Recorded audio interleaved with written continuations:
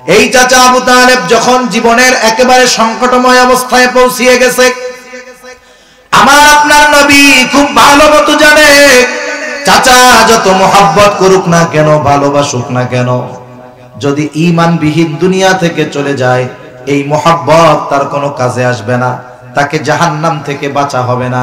এইবার আবু তালেব যখন ওই অবস্থা, নবীজি চাচার শিয়রের কাছে গিয়া খুব আবেগ আপ্লুত মোহাব্বতের সাথে বলতেছে, চাচা আপনি শুধু বলেন লা ইলাহা ইল্লাল্লাহ, যে আল্লাহ ছাড়া কোনো ইলাহা নাই, বাকি বিষয়ের ব্যাপারে আমি আল্লাহ তাআলার কাছে আপনার জন্য সুপারিশ করব। ঐতিহাসিকেরা লিখে আবু তালেবের চেহারার মধ্যে বোঝা যায় সে হয়তো বলবে ভাব, কারণ দেখবেন একটা মানুষের যদি ভালো কোনো মুখ থাকে, অবস্থা যদি ভালো থাকে, তার চেহারার দিকে তাকাইলে বোঝা যায়। এমত অবস্থায় মক্কার কাফেররাও সেখানে উপস্থিত, আবু তালেবের কাছে এসে বলতেছে, আবু তালেব খবরদার, আপনি এই কাজ করেন না, সমাজের মানুষ আপনাকে বীর পুরুষ মনে করে, আপনি যদি মরার সময় বাবার ধর্ম ত্যাগ করে মরেন তাইলে সমাজের মানুষ আপনাকে কাপুরুষ ভাববে, আপনার যেই সম্মান সেটা থাকবে না, মরার সময় বাপদাদার ধর্মে চুনকালি দিয়া মরছে ওই কাপুরুষটা, এইরকম আপনার ব্যাপারে বলবে। তাকে উত্তেজিত বানায়া দিল। নসিব খারাপ, আবু তালেবের কালিমা নসিব হলো না, দুনিয়া থেকে আবু তালেব চলে গেল। নবীজিও চিন্তিত, আরে যেই চাচা আমার জন্য এত কিছু করলেন, ওই চাচার অনন্তকাল নাজাত পাওয়ার কোনো আর সম্ভাবনা নাই। আল্লাহর নবী চিন্তিত, আর আল্লাহ তাআলা আমার আপনার নবীজিকে বলেন, ইন্নাকা লা তাহদি মান আহবাবতা ওয়ালাকিন্নাল্লাহা ইয়াহদি মান ইয়াশা। আল্লাহ রাব্বুল আলামিন বলেন, ইন্নাকা লা তাহদি মান আহবাবতা, আপনি যাকে ভালোবাসেন, মহব্বত করেন, তাকে আপনি হেদায়েত দিতে পারবেন না। ওয়ালাকিন্নাল্লাহা ইয়াহদি মান ইয়াশা, বরং আল্লাহ তাআলা যাকে চান আল্লাহ তাআলা তাকেই হেদায়েত দেন। তার মানে হেদায়েতের মালিক নবীও নয়, হেদায়েতের একমাত্র মালিক কে? দুনিয়ার কেউ কাউকে জাহান্নাম থেকে বাঁচাতে পারে না, জাহান্নাম থেকে বাঁচাতে পারে আল্লাহ। আল্লাহ তাআলা কোরআনুল কারীমের মধ্যে বলেন, ইয়া আইয়ুহাল্লাযীনা আমানু কু আনফুসাকুম ওয়া আহলিকুম নারা। আল্লাহ রাব্বুল আলামিন বলেন, হে ঈমানদারেরা, তুমি নিজে জাহান্নামের আগুন থেকে বাঁচো, অধীনস্থদেরকেও জাহান্নামের আগুন থেকে বাঁচাও। এখানে আল্লাহ তাআলার নির্দেশ, নিজেও বাঁচতে হবে, অধীনস্থদেরকেও বাঁচাতে হবে। প্রথম প্রশ্ন হলো, নিজে জাহান্নামের আগুন থেকে বাঁচবো বুঝলাম, অপরকে জাহান্নামের আগুন থেকে কেমনে বাঁচাবো? কারণ দুনিয়ার কোন মানুষকে আল্লাহ তাআলা এই ক্ষমতা দেন নাই, দুনিয়ার কোন মানুষকে আল্লাহ তাআলা এই পাওয়ার দেন নাই যে সে নিজে আরেকজনকে জাহান্নাম থেকে বাঁচাতে পারবে।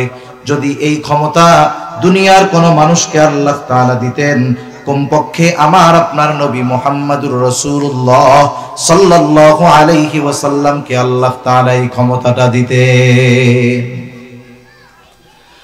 রাসূল আকরাম সাল্লাল্লাহু আলাইহি ওয়াসাল্লাম চাচা আবু তালেব, চাচার দ্বারা আমার আপনার নবীজি কি পরিমাণ সাহায্য পেয়েছেন, এটা ইতিহাসের এক অনন্য বিষয়। রাসূল আকরাম সাল্লাল্লাহু আলাইহি ওয়াসাল্লাম যখন প্রাথমিক দিকে কাফেরদেরকে দাওয়াত দেন, কাফেররা একটা সময় নবীজির চাচার কাছে অভিযোগ করার জন্য আসছে, আবু তালেব আপনি তো আমাদের বংশের নেতা, সম্মানিত মানুষ, আপনার ভাতিজা কি শুরু করলো, যাতে করে আমাদের মধ্যে আত্মীয়তার সম্পর্ক নষ্ট হয়ে যাচ্ছে, মায়ের সাথে মেয়ের সম্পর্ক নষ্ট হয়ে যায়, বাবার সাথে ছেলের সম্পর্ক নষ্ট হয়ে যাচ্ছে, আপনি আপনার ভাতিজাকে একটু তার এই কর্মগুলো থেকে বিরত থাকার জন্য বলেন। আবু তালেব ওই দিন কাফেরদেরকে কিছু বুঝায় পাঠায় দিল, নবীজিকে কিছু বলেন নাই। যখন কাফেররা দেখলো নবীজিও তার কাজ যথাযথভাবে চালায় যাচ্ছে, ওরাও বুঝতে পারলো হয়তো আবু তালেব মুহাম্মদ সাল্লাল্লাহু আলাইহি ওয়াসাল্লামকে হয়তো কিছুই বলে নাই।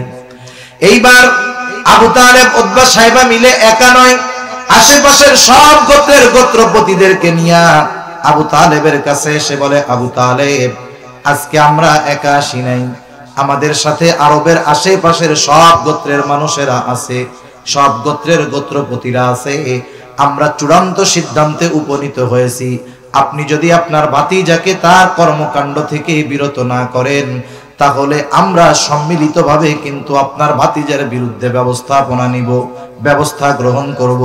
এইবার আবু তালেব একটু চিন্তিত হয়ে গেলেন, ভীত হয়ে গেলেন। চিন্তায় আবু তালেব পায়চারি করতেছে। গভীর রাত, মুহাম্মাদুর রাসূলুল্লাহ সাল্লাল্লাহু আলাইহি ওয়াসাল্লাম দ্বীনি কাজ শেষ করে রাত্রে বাসায় ফিরতেছেন। আবু তালেব এখনো ঘুমায় না চিন্তায়, কারণ ঐতিহাসিকরা লিখে আবু তালেব তার সন্তানদের চাইতে আমার আপনার নবীজিকে বহুগুণ বেশি মহব্বত করত। আবু তালেব ভাতিজার চিন্তায় চিন্তিত। নবীজি যখন বাসায় ফিরলেন, আবু তালেব ডাক দিলেন, ও মুহাম্মদ এদিকে আসো। চাচার ডাকে আমার আপনার নবী চাচার কাছে গেলেন। বলতেছে, মুহাম্মদ তুমি যেটা করতেছো সেটা থেকে কি একটু বিরত থাকা যায় না? আমি তো তোমার জীবন নাশের ব্যাপারে চিন্তিত আছি, আমি তো তোমার ব্যাপারে বড় ক্ষতির আশঙ্কা করতেছি। আমার কাছে আরবের আশেপাশের সব গোত্রের মানুষেরা এসে এই কথা বলে গেছে, তুমি তো একটু বিরত হও, এতে তোমার জন্য ভালো হতে পারে। বিষয়টা হলো, আপনজন অনেক সময় সন্তানদেরকে ভালো কাজ থেকেও বারণ করে। কেন? যখন দেখে এই ভালো কাজ করতে গিয়ে তার আপনজনের বিপদ আসতে পারে। অনেক সময় বাবা সন্তানকে ভালো কাজ করতে বারণ করে। কেন করে? বলে সন্তানের ওই ভালো কাজের কারণে জীবন নাশের আশঙ্কা যখন থাকে। কিন্তু যদি পরিস্থিতি এমন হয়, তার সন্তান যদি তার কর্মের উপরে, তার অবস্থার উপরে দৃঢ় প্রতিজ্ঞাবদ্ধ থাকে, যদি বলে বাবা আমার জীবন চলে যায়, যাক, জন্মেছি মরতেই হবে, ভালো কাজ করতে গিয়ে যদি মরি মরলাম, তবুও আমি পিছপা হব না। অনেক সময় দেখবেন একটু আগে যেই অভিভাবক সন্তানের ক্ষতির আশঙ্কায় চিন্তিত ছিল, সন্তানের ওই ভালো কর্মের উপরে অটল বিচল থাকার কারণে এইবার বাবাও বলে ঠিক আছে তুমি তোমার কাজ চালায় যাও, জীবন যদি দিতে হয় আমিও তোমার সাথে দিতে প্রস্তুত আছি। চাচা আবু তালেবের কথা শুনে নবীজি বুঝতে পারলেন মুহাব্বতের কারণে চাচা ভীত। চাচার কথা শেষ, এইবার আমার আপনার নবীজি চাচাকে বলতেছে, চাচা আমি বুঝতে পেরেছি আপনি আমার জন্য কেন চিন্তিত, তবে আপনি শুনে নেন, শুধুমাত্র এই আশেপাশের আরব গোত্রের গোত্রপতিরা কেন, গোটা দুনিয়ার মানুষও যদি আমার বিরুদ্ধে চলে যায়, আল্লাহ তাআলা আমাকে যেই দায়িত্ব দিয়েছেন, আমাকে যেই জিম্মাদারি দিয়েছেন, এই দায়িত্ব থেকে আমি এক কদম পেছনে হটব না। নবীজির এই অটল অবিচল অবস্থা যখন আবু তালেব পর্যবেক্ষণ করলেন, বুঝতে পারলেন। এইবার আবু তালেব বলতেছে, ও মুহাম্মদ তোমাকে আল্লাহ তাআলা যেই দায়িত্ব দিয়েছে তুমি তোমার দায়িত্ব পালন করে যাও, চিন্তার কোনো কারণ নাই, আমি তোমার সাথে আছি, আমি থাকতে তোমার গায়ে আমি একটা কাটার আঁচড়ও লাগতে দিব না। এই আবু তালেব নবীজির জন্য কত নিবেদিত প্রাণ ছিলেন। ইতিহাস বলে যেই বছর আবু তালেব মারা গেল, সেই বছরই খাদিজাতুল কুবরা রাদিয়াল্লাহু তাআলা আনহা দুনিয়া থেকে চলে গেলেন। খাদিজা নবীজি যখন ঘরে ফিরতেন তাকে সান্ত্বনা দিতেন, পরামর্শ দিতেন, আর বাহিরে আবু তালেব নবীজির সামনে একটা ডালের মতো ছিল। এই দুইজনই যখন একই বছরে দুনিয়া থেকে চলে যায়, ঐতিহাসিকরা এই বছরটার নামই দিয়ে দিছে আমুল হুজুন, পেরেশানির বছর, চিন্তার বছর। এই চাচা আবু তালেব যখন জীবনের একেবারে সংকটময় অবস্থায় পৌঁছিয়ে গেছে, আমার আপনার নবী খুব ভালো মতো জানে চাচা যত মহব্বত করুক না কেন, ভালোবাসুক না কেন, যদি ঈমানবিহীন দুনিয়া থেকে চলে যায়, এই মহব্বত তার কোনো কাজে আসবে না, তাকে জাহান্নাম থেকে বাঁচা হবে না। এইবার আবু তালেব যখন ওই অবস্থা, নবীজি চাচার শিয়রের কাছে গিয়া খুব আবেগ আপ্লুত মহব্বতের সাথে বলতেছে, চাচা আপনি শুধু বলেন লা ইলাহা ইল্লাল্লাহ, যে আল্লাহ ছাড়া কোনো ইলাহা নাই, বাকি বিষয়ের ব্যাপারে আমি আল্লাহ তাআলার কাছে আপনার জন্য সুপারিশ করব। ঐতিহাসিকেরা লিখে আবু তালেবের চেহারার মধ্যে বোঝা যায় সে হয়তো বলবে ভাব, কারণ দেখবেন একটা মানুষের যদি ভালো কোনো মুখ থাকে, অবস্থা যদি ভালো থাকে, তার চেহারার দিকে তাকাইলে বোঝা যায়। এমত অবস্থায় মক্কার কাফেররাও সেখানে উপস্থিত। আবু তালেবের কাছে এসে বলতেছে, আবু তালেব খবরদার আপনি এই কাজ কইরেন না। সমাজের মানুষ আপনাকে বীর পুরুষ মনে করে। আপনি যদি মরার সময় বাবার ধর্ম ত্যাগ করে মরেন, তাইলে সমাজের মানুষ আপনাকে কাপুরুষ ভাববে। আপনার যেই সম্মান সেটা থাকবে না। মরার সময় বাপদাদার ধর্মে চুনকালি দিয়া মরছে ওই কাপুরুষটা, এইরকম আপনার ব্যাপারে বলবে, তাকে উত্তেজিত বানায়া দিল। নসিব খারাপ, আবু তালেবের কালিমা নসিব হলো না, দুনিয়া থেকে আবু তালেব চলে গেল।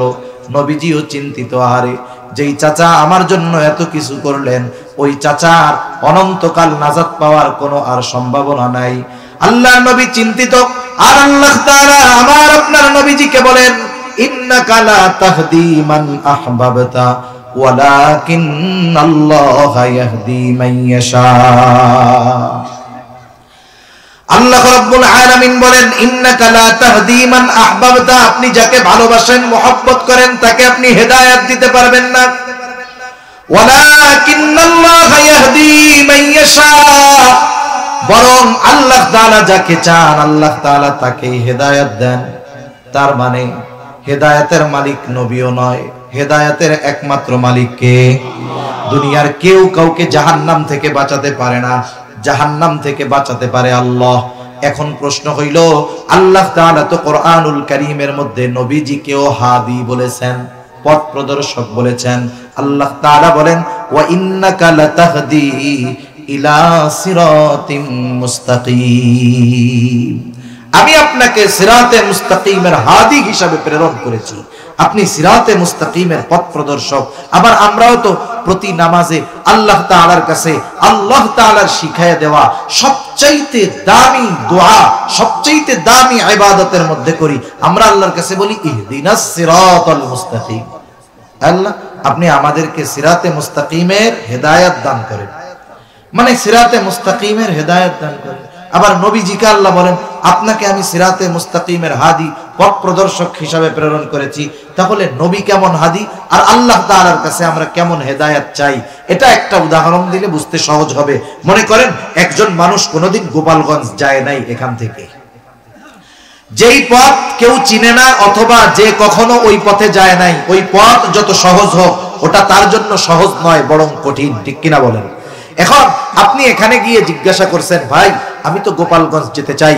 একজন আপনাকে বলল যে আপনি এখান থেকে একটা রিকশায় উঠবেন অথবা ইজি বাইকে উঠবেন, মাঝিগাতি যাবেন, ওখানে গিয়ে বাস পাবেন, ওখানে গিয়ে বাসে উঠবেন, যেই বাসটা গোপালগঞ্জ যাবে ওই বাসে চলে যাবেন।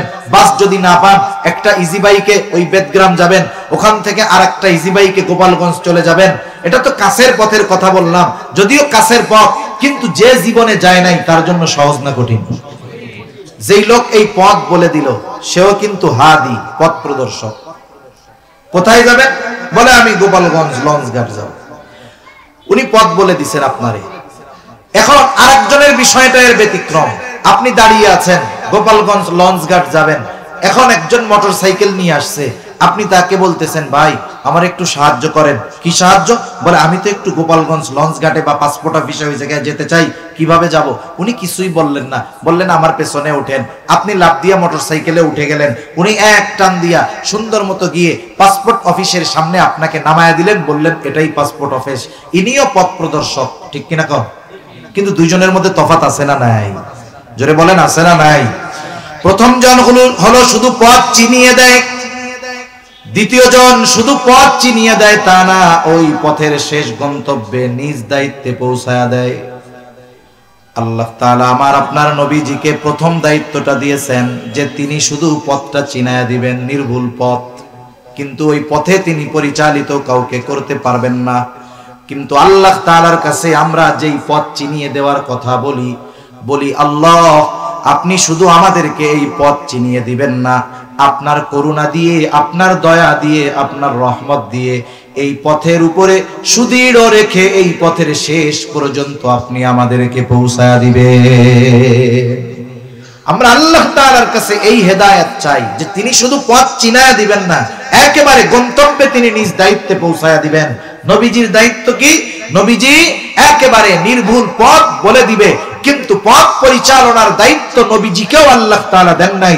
ওই পথে পরিচালিত করার দায়িত্ব একমাত্র কার? আল্লাহ।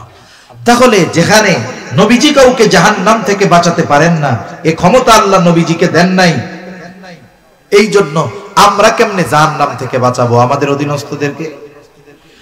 মোট কথা হলো এই জায়গায় নিজেরা জাহান্নাম থেকে বাঁচার চেষ্টা করতে হবে, অধীনস্থদেরকে জাহান্নাম থেকে বাঁচানোর প্রচেষ্টা করতে হবে। বাঁচানো যাবে না, এ ক্ষমতা আমার আপনার নাই।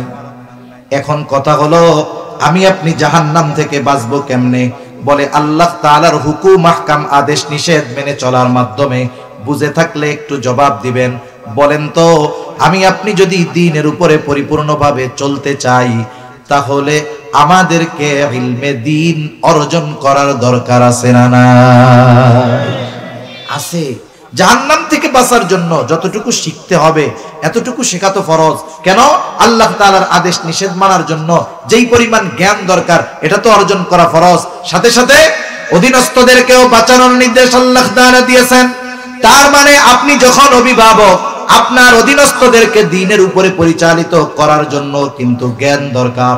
তার মানে নিজে দ্বীনের উপরে চলতে, অধীনস্থদেরকে দ্বীনের উপরে চালাতে যতটুকু ইলমে দ্বীন দরকার, ওই পরিমাণ ইলমে দ্বীন প্রত্যেকটা মুসলমান নরনারীর জন্য শিক্ষা করা ফরজ। কিন্তু আফসোসের ব্যাপার হলো এই ফরজ পরিমাণ ইলম সমাজের অধিকাংশ মুসলমান অর্জন করে নাই, অর্জন করার ইচ্ছাও করে নাই, একেবারে গাফলতির সাথে সময় পার করে দিচ্ছে। এজন্য দেখবেন 30 বছর ধরে নামাজ পড়ে, এনারা যদি নামাজের বাইরে ভিতরে 13 ফরজ জিজ্ঞাসা করেন উনি নিজেও কইতে পারে না। এরকম লোক সমাজে তো নাই মনে হয়, আছে না? এই জন্য এগুলো আমাদের শিখতে হবে। আপনারা যদি না পারেন, আপনাদের যদি দুর্বলতা থাকে, আপনি যদি আপনার মসজিদের ইমাম সাহেবকে গিয়ে বলেন, আপনার মাদ্রাসার মুহতামিম সাহেবকে গিয়ে যদি বলেন যে হুজুর আমাদের তো এই বিষয়গুলো জানার ব্যাপারে ত্রুটি আছে, আমাদেরকে আপনি একটা সিলেবাস করে দেন, আপনি একটা শিক্ষা প্রণয়ন করে দেন, যে যতটুকু শিক্ষা অর্জন করলে এই ফরজ দায়িত্বটা আমাদের মাথা থেকে চলে যাবে, এই ফরজ দায়িত্বটা পালন করা হবে, অতটুকু ব্যবস্থা করে দেন। আপনাদের উলামায়ে কেরাম যারা আছে তাদেরকে যদি বলেন যে আপনারা আমাদের জন্য একটা পাঠ্যসূচি তৈরি করে দেন, যে এতটুকু শিখলে আমাদের উপর থেকে এই ফরজ যেই দায়িত্বটা ছিল এটা পালন করা হবে। বলেন তো মাদ্রাসার মুহতামিম, আপনার এলাকার উলামায়ে কেরাম, আপনার মসজিদের ইমাম এটা বলবে নাকি যে আমরা পারবো না?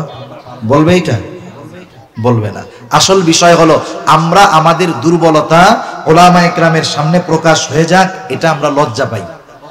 আগে এই লজ্জাটা ছিল না, এখন লজ্জা পায়। কারণ মসজিদে গিয়ে ইমামের উপরে জাড়ি মারে। এখন উনি যে গোসলের ফরজগুলা জানে না, এটা যদি ইমাম জানে তাহলে এর চাইতে আর লজ্জা কিছু আছে নাকি? বলেন আছে? আমার এক বন্ধু আছে এক জায়গায় ইমামতি করে, এখন ওই এলাকার উনি ইমামতি করে, ওনার কমিটি মুসল্লি খুব সহজ, একবারে সোজা ওনার কাছে। আমি বলি ভাই সোজা কেমনে বুঝলে, কেমনে করলেন? বলে শুনেন, যখন উল্টাপাল্টা যেইগুলা বেশি করে আমি ওই নামাজের পরে মাসলা মাসাইল শিখাই, ওনারে দাঁড়া করাই যে দোয়া কুনুত করেন। অনেক সময় আছে যেটা আমি একা পারি, মানুষের সামনে বলতে গেলে ভয়ে মুখ দিয়ে বাইদা যায়, এটা হতেই পারে। সূরা ফাতিহাও বাইদা যাইতে পারে, এটা কোনো ব্যাপার না। এখন উনি তো ত্রিং বেরিং করে বেশি, 2-4 দিন যখন ধরে এমনিই সোজা হয়ে যায়, আর হুজুরের কাছে আসে না। এখন আমরা এই বিষয়টা কেন হলো? বলে আমাদের ইমামদের সাথে, উলামায়ে কেরামের সাথে, মাদ্রাসার শিক্ষকদের সাথে একটা দূরত্ব তৈরি হচ্ছে। ইসলাম বিদ্বেষীদের প্রথম ষড়যন্ত্র এটা, যে আওয়ামুন নাসকে, সাধারণ মুসলমানদেরকে উলামায়ে কেরামের থেকে দূরে সরায় দাও, তাহলে দেখা যাবে তাদের সাথে একটা বৈরী সম্পর্ক হবে। দ্বীনি বিষয়ে তারা নিজেরা পড়ে বড় লেখাপড়া করে বড় আলেম হওয়ার চেষ্টা করবে, উলামায়ে কেরামের কাছে যাবে না। ওই যে স্বশিক্ষিত ডাক্তার যেমন নিজেও মরে অপরকেও মারে, এই জন্য সমাজে কিছু মানুষ আছে দেখবেন নিজে শিখতে গিয়ে নিজেও মরে অপরকেও মারে, ঠিক কিনা বলেন? এই জন্য আমরা উলামায়ে কেরামের কাছে আসবো। এই যে রমজান মাস সামনে আছে, সময় সুযোগ আছে, আপনার জানা আছে, তারপরেও আপনি ইমাম সাহেবকে বলেন যে আমাদেরকে এই বিষয়গুলো শিখিয়ে দেন, সূরাগুলো ঠিক করায় দেন। আরে দুনিয়ায় একটু লজ্জা পাওয়া ভালো আখেরাতে ডান্ডার বাড়ি খাওয়ার চাইতে, ঠিক কিনা বলেন? দুনিয়ায় একটু লজ্জা পাইলাম তাও ভালো, কিন্তু অনন্তকালের আযাবের শিকার আমার হওয়া লাগলো না। সেজন্য এই ধরনের লজ্জা দূর করে আমরা উলামায়ে কেরামের কাছে এই বিষয়গুলো শিখবো ইনশাআল্লাহ। শিখবো তো? যাদের সুযোগ আছে তারা তো মাদ্রাসায় গেছে, কিন্তু যাদের সুযোগ নাই তারা কি করবে? উলামায়ে কেরামের সোহবতে যাবে, অথবা উলামায়ে কেরামের তত্ত্বাবধানে দাওয়াত ও তাবলীগের মেহনতে সময় লাগাবে। কেন লাগাবে? কারণ উলামায়ে কেরামের সাথে যদি সে সময় লাগায়, এক্ষেত্রে সে যে কতটা ভিন্নতা এক পরিবেশ পাবে, কত কিছু যে শিখতে পারবে এটা অকল্পনীয়। কারণ উলামা একরাম সে ওই ব্যক্তির রোগ বুঝে ট্রিটমেন্ট করবে, ঢালাও ভাবে করবে না যে আমার সাথে উনি 3 চিল্লা সময় দিচ্ছে, 40 দিন সময় দিচ্ছে, এনার দুর্বলতা কোথায় এটা বের করে করে ওনারা ট্রিটমেন্ট করে ওই অপূর্ণাঙ্গ বিষয়গুলোকে পূর্ণাঙ্গ করার প্রচেষ্টা তারা করবে, ঠিক কিনা বলেন? এজন্য আমরা এই জরুরতে দিন যেটাকে বলে এটা অর্জন করব। তাহলে ধর্মীয় শিক্ষার দুই দিক, একটা হলো ফরজে কিফায়া, এটা হুজুর নাই, জেনারেল নাই, মুসলিম হলে সকলের জন্য শেখা কি বলেন ফরজ। একটা সময় মক্তবে গিয়েই এইগুলো শিখা হয়ে যাইতো, কিন্তু এখন তো মক্তব প্রায় মৃতর মতো হয়ে গেছে। এখন দ্বিতীয় স্তর বলে এটা কি, এটা ফরজে কিফায়া। ফরজে কিফায়া কাকে বলে?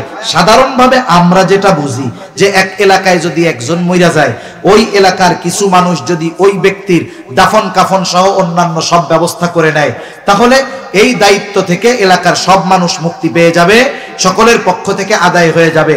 কিন্তু একজন মারা গেছে, কেউ এই দায়িত্ব পালন করে নাই, তাহলে সকলেই গুনাহগার হবে, ঠিক কিনা বলেন? বিষয়টা এইরকমই। সমাজের সব মানুষকে ইলমের উচ্চ স্তরে যাওয়ার প্রয়োজন নাই, কিন্তু ওই সমাজের কিছু মানুষ যদি না যায় তাইলে ক্ষতিটা সবার হবে। এই জন্য যারা আলেম হয়, হাফেজ হয়, মুফতি হয়, মুহাদ্দিস হচ্ছে, এনারা কিন্তু আমাদেরই উপকার করতেছে। মাদ্রাসাগুলো আমাদের কল্যাণের জন্য, উলামায়ে কেরাম ইলম অর্জন করতেছে, এটা যে শুধু তার কল্যাণ তা নয়, আমরাও উপকৃত হচ্ছি, ঠিক কিনা বলেন? ওই স্তরের জ্ঞান যদি কেউ অর্জন না করত, এলাকার সকলে ক্ষতিগ্রস্ত হতো। তাহলে এক নাম্বার বিষয়, ওই যে কিছু মানুষ জানাজা আদায় করার মাধ্যমে আমাদেরকে কেমন যেন গুনার থেকে বাঁচায়া দিচ্ছে, আমাদেরকে উপকার করতেছে। অনুরূপ ভাবে আপনাদের এলাকার উলামায়ে কেরাম যারা উচ্চ স্তরের দ্বীন শিখতেছে, ওরা এলাকার সব মানুষকে গুনাহ থেকে বাঁচায়া দিচ্ছে। যদি না হইতো তাহলে এলাকার সব মানুষ ক্ষতিগ্রস্ত হইতো। এজন্য যারা উচ্চ স্তরের দ্বীন শিখে, এরা মূলত মানুষের কল্যাণেই নিয়োজিত থাকে, এই শিক্ষাটাই অর্জন করে মানুষের কল্যাণের জন্য। এজন্য যদি আমাদের সুযোগ হয় তাহলে আমরা আমাদের সন্তানদেরকে এই দ্বীনি শিক্ষায় শিক্ষিত করব। এবার আসেন আরেকটা বিষয় বলার দরকার। অনেকে চিন্তা করেন ছেলেটারে তাইলে ডাক্তার বানাই, ইঞ্জিনিয়ার বানাই, কোনো অসুবিধা নাই, কিন্তু বানানোর আগে আপনার ভিত মজবুত করতে হবে। আপনি যদি একটা সুবিশাল বড় বিল্ডিং করতে চান, আপনি যদি এর ভিত যদি মজবুত না করেন, ফাউন্ডেশন যদি মজবুত না দেন, একেবারে বালুর উপরে মাটির উপরেই ঘর তোলা শুরু করে দেন, ওই ঘর আপনি যত কারুকার্য করেন না কেন, যত উন্নত ম্যাটেরিয়ালস দিয়া বানান না কেন, নিচে কোনো ফাউন্ডেশন দেন নাই, ওই বিল্ডিংটা যখন বড় করবেন 6-8 মাত্রার ভূমিকম্প লাগবে না, সামান্য কাঁপুনিতেই ওই বিল্ডিং ধসে পড়বে, যারা থাকবে তারাও শেষ, বিল্ডিংও শেষ। কিন্তু আপনি যদি ভিতটাকে মজবুত করেন, এরপরে যদি বিল্ডিং আপনি উপরে উঠান, সুন্দরও হবে, মজবুতও হবে, ঠিক কিনা গণ? আপনি যদি আপনার সন্তানের জীবনের ভিত হলো দ্বীন শিক্ষা, প্রত্যেকটা মুমিনের জীবনের ভিত হতে হবে দ্বীন শিক্ষা। আপনি আপনার সন্তানটাকে নুরানি মাদ্রাসায় দিলেন, ক্লাস 3, 4 ও 5 পর্যন্ত পড়লো। ক্লাস 3 পর্যন্ত একটা নুরানি মাদ্রাসার ছাত্র ছাত্রী একেবারে মোটামুটি দ্বীনের উপরে চলার জন্য, আবার সে যখন অভিভাবক হবে, তার অধীনস্থদেরকে দ্বীনের উপরে চালানোর জন্য যতটুকু ইলমে দ্বীন দরকার, 3-4 পর্যন্ত মোটামুটি সব নুরানি মাদ্রাসার ছাত্রছাত্রীরা শিখে যায়। এইবার তার ভিতটা মজবুত হলো, তার মজবুত ভিত, এর উপরে যদি আপনি এখন তাকে জাগতিক শিক্ষার লাইনে দেন, তাহলে কি হবে? তার দ্বীনের ব্যাপারে তার একটা আগ্রহ, মহব্বত, ভালোবাসা থাকবে। তার মজবুত ভিত যখন দ্বীনের উপরে প্রতিষ্ঠিত, এই ছেলেটা হয়তো এমন কিছু পড়া তার সামনে আসবে, কিন্তু ওই যে ভিত হলো দ্বীনি শিক্ষা, এই জন্য বাধ্য হয়ে পড়তে পারে ঠিক, কিন্তু কখনো বিশ্বাস করবে না।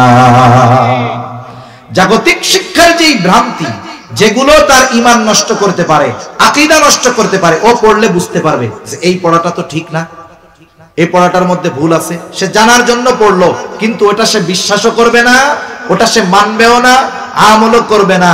ওই বিষয়গুলো থেকে বেঁচে বেঁচে ও জাগতিক লাইনে তখন যদি ডাক্তার হয়, ইঞ্জিনিয়ার হয়, আশা করা যায় ওই যেগুলো বাধ্য হয়ে পড়ছিল ওগুলো ব্রেন থেকে ছুঁড়ে ফেলে দিবে। এখন কি হবে? ওই যে তার ভিত্তিতে দ্বীনি শিক্ষা হওয়ার কারণে সে আশা করা যায় একজন দিনদার ডাক্তার হবে, দিনদার ইঞ্জিনিয়ার হবে। এই সমাজে দিনদার ডাক্তার, ইঞ্জিনিয়ার, সচিব, প্রশাসনে লোক অনেক আছে যে তারা দিনদার মানুষ, একটা হারাম টাকা ছুঁয়ে দেখে না। এরকম মানুষ যদিও কম, কিন্তু একেবারে কম বলা যায় না। অনেক মানুষ এখনো আছে জাগতিক শিক্ষার সর্বোচ্চ শিক্ষিত, কিন্তু তাদের দিনদারিত্ব, তাদের তাকওয়া, অনেক সময় এগুলো দেখে আমরাও লজ্জা পেয়ে যাই। আছে না নাই? খোঁজ নিয়ে দেখবেন তার মা বাপ তাকে প্রথমে কিছু দ্বীনি শিক্ষায় শিক্ষিত করছে। এজন্য আমাদেরও উচিত আমাদের সন্তানদেরকে যদি আমরা জাগতিক লাইনে উচ্চ শিক্ষায় শিক্ষিত করতে চাই, ইচ্ছাই যদি হয় আমার, তাহলে কমপক্ষে এই মাদ্রাসাগুলোই দিয়ে ঈমানের ভিত মজবুত করে এরপরে আমরা তাকে দিব। তাহলে কি হবে? ওই পথ চলতে গিয়ে যত পিচ্ছিলতা আসুক না কেন, সে হোঁচট খাবে না, আছাড় খেয়ে পড়বে না। সে ভালো মন্দ নির্ণয় করে সুন্দরভাবে বের হয়ে যেতে পারবে, অগ্রসর হতে পারবে। ঠিক আছে তো ইনশাআল্লাহ? এখন আসেন, সন্তানটারে যদি একটু দুনিয়ার মায়া ত্যাগ করে আলেম বানান, লাভটা কি হবে? এ দুনিয়ায় মানুষ মর্যাদা চায়, সম্মান চায়। অনেক আগে একজন চেয়ারম্যান কয়েক কোটি টাকা খরচ করছে চেয়ারম্যান ইলেকশনে। ওনারে জিজ্ঞাসা করা হয়েছিল তখন যে আপনি এত টাকা খরচ করলেন কেন, মানুষরে দিলেন কেন? বলে আমার বড় শখ যে আমি চেয়ারম্যান হব, মানুষ আমাকে সম্মান করবে, আমার আশা শুধু এইটা। তাহলে দুনিয়ার মানুষ সম্মানের জন্য বহু কিছু করে, পয়সা ত্যাগ করে, কিন্তু আসলে সম্মানিত কারা, আসলে কারা মর্যাদাবান? আল্লাহ তাআলা মর্যাদার মানদণ্ড নির্ধারণ করে দিয়েছে। আল্লাহ রাব্বুল আলামিন বলেন, ইন্না আকরামাকুম ইনদাল্লাহি আতকাকুম। সম্মানিত কে? টাকা পয়সা আছে, জাগতিক পদ আছে, সে সম্মানিত নয়। আল্লাহ তাআলা বলেন, যার তাকওয়া, খোদা ভীরুতা যত বেশি, সে তত বড় সম্মানিত। এখন কথা হলো, মানুষের মধ্যে কাদের খোদাভীতি বেশি, কারা আল্লাহ তাআলাকে বেশি ভয় পায়? এটা আমার কথা না, নিজের জন্য বলতেছি তাও নয়, আল্লাহর কথা। আল্লাহ তাআলা বলেন, ইন্নামা ইয়াখশাল্লাহা মিন ইবাদিহিল উলামা। মানুষদের মধ্য থেকে যারা আলেম, তারাই আল্লাহ তাআলাকে বেশি ভয় পায়। এখন যদি আপনি এই কথার সমন্বয় করেন, আবার নবীজিও বলতেছেন একজন আলেমের মর্তবা কেমন। এই মর্তবার ঘোষণা দুনিয়ার কোনো আলেম দেয় নাই, স্বয়ং নবীজি বলতেছেন, ফাদলুল আলিমি আলাল আবিদি কাফাদলি আলা আদনাকুম। একজন আলেমের সম্মান সাধারণ মানুষের মধ্যে কেমন? নবীজি বলেন, তোমাদের মধ্যে আমার মর্তবা যেমন, একজন আলেমের মর্তবা সাধারণ মানুষের মধ্যে তেমন। এজন্যই নবীজি সাল্লাল্লাহু আলাইহি ওয়াসাল্লাম আলেমদেরকে তার ওয়ারিস হিসাবে ঘোষণা করে বলেন, ইন্নাল উলামা ওয়ারাসাতুল আম্বিয়া। আলেমরাই হলো নবীগণের ওয়ারিস। তাহলে কত ধরনের সম্মানের ঘোষণা আল্লাহ তাআলা দিলেন, আল্লাহর নবীও দিলেন। এখন বলেন, সমাজের মানুষ যদি আলেমদেরকে সম্মানিত মনে না করে, তাতে আমাদের কিছুই হবে না। কারণ আল্লাহ তাআলা এবং আমার আপনার নবী আলেমদেরকে এই দুনিয়ায় সম্মানিত মানুষ হিসাবে অভিহিত করেছে। এই সম্মান অর্জন তারা কিসের দ্বারা করলো? আল্লাহ তাআলাও বলেন, ইয়ারফাইল্লাহুল্লাযীনা আমানু মিনকুম ওয়াল্লাযীনা উতুল ইলমা দারাজাত। আল্লাহ তাআলা বলেন, ইয়ারফাইল্লাহুল্লাযীনা আমানু মিনকুম, তোমাদের মধ্য থেকে আল্লাহ তাআলা তাদের মর্যাদাকে সমুন্নত করবেন। তারা কারা? বলে, যারা ঈমান এনেছে আর যাদেরকে ইলম দান করা হয়েছে। দেখেন, ঈমান এনেছে, ইলম অর্জন করেছে, এই কথা বলেন নাই, বলে ইলম দান করা হয়েছে। ইলম কি হয়েছে? দেওয়া হয়েছে। তার মানে ঈমান আনছে আর ইলম দিয়েছে। তার মানে একজন আলেম নিজের যোগ্যতায় আলেম হতে পারে না, বরং তাকে এই ইলমের মতো নিয়ামত দান করেন কে? আল্লাহ। এজন্য একজন আলেম তাকে সম্মানিত করেছেন স্বয়ং কে? আল্লাহ। সে নিজ যোগ্যতায় সম্মানিত হতে পারে নাই, বরং আল্লাহ তাআলা বলছেন, আল্লাযীনা উতুল ইলমা, যাদেরকে কি দেওয়া হয়েছে? ইলম দেওয়া হয়েছে। সে নিয়েছে বা সে অর্জন করেছে তা নয়, বরং দেওয়ার ক্ষেত্রে বোঝা গেল আরেকজন তাকে এই ইলম দিয়েছে, আর এই ইলম দিয়ে ওই ইমানদারকে সম্মানিত করেছেন কে? আল্লাহ। সেজন্য যেহেতু আলেমদেরকে আল্লাহ সম্মানিত করেছেন, আলেমদেরকে নবীজি সম্মানিত করেছেন, এক্ষেত্রে আমরা পিছু হটব না। আমরাও উলামায়ে কেরামকে আমাদের সম্মানের সর্বোচ্চ স্তরে রাখবো ইনশাআল্লাহ। একটু চিন্তা করেন, এখন যদি এই সম্মানিত ব্যক্তি যদি আপনার ছেলে হয়, আপনার সন্তান হয়, আরে দুনিয়ায় যা হয় হোক, দুনিয়ার প্রবলেম অসুবিধার তো শেষ নাই, কিন্তু চোখ বন্ধ হলে কোনো অসুবিধা কি আর আছে নাকি? চোখ বন্ধ তো শেষ, সকল অসুবিধাও শেষ। এখন বলেন আপনার সন্তান আলেম হওয়ার কারণে জাগতিক লাইনের হিসাবটা ধরেন, একজনের ছেলে বিসিএস ক্যাডার, বড় সচিবালয়ের চাকরি পেয়েছে, শহরে বড় ফ্ল্যাট পেয়েছে, কিন্তু লোকটা কৃষক। এখন এই কৃষক লোকটাকে কি এই কথা বলা হবে নাকি আপনার ছেলে বিসিএস ক্যাডার, বড় ফ্ল্যাটে থাকে, দামি গাড়িতে চড়ে, এটা আপনার ছেলে চড়তে পারবে, কিন্তু আপনি তো কৃষক, আপনাকে তার বাসায়ও ঢুকতে দেওয়া হবে না, গাড়িতেও চড়তে দেওয়া হবে না, এরকম কোনো শর্ত আছে নাকি?